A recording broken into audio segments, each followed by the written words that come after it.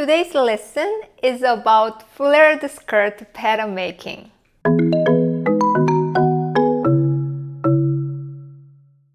Hi, I'm Jin and welcome to Pattern Studio 101.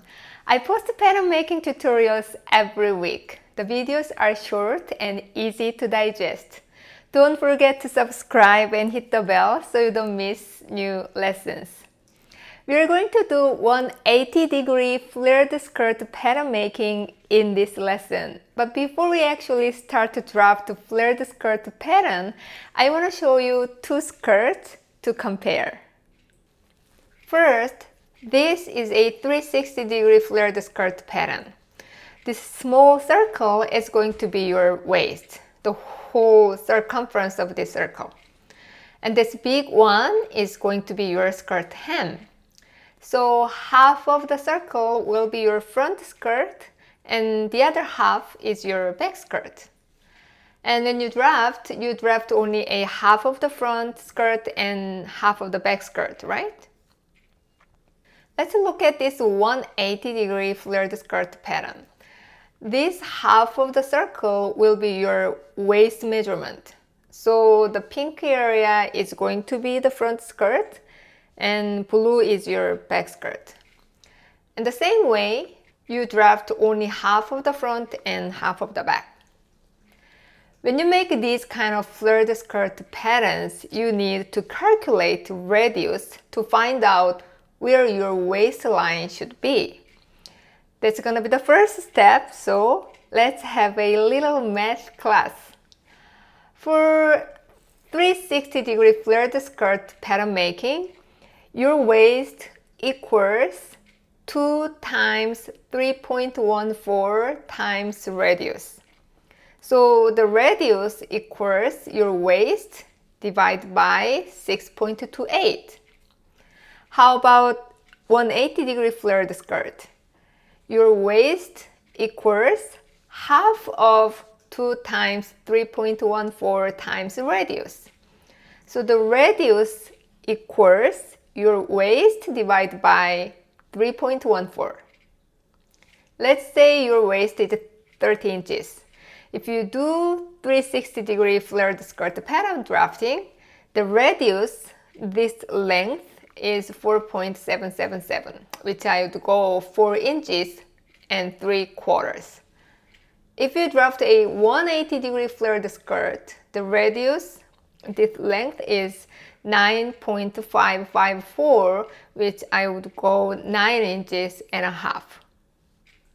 If you're using inches, I have a conversion chart on my website. It's free, so download it. It's gonna save tons of your time. Okay, let's start 180-degree flared skirt pattern making. Draw a horizontal line and a vertical line. The length would be your skirt length plus the radius you calculated. The corner must be 90 degrees. And find the point where your waistline should be. Reminder, this length is your waist measurement divided by 3.14. To draw a center line, you can connect these 2 points and find the center and draw a line.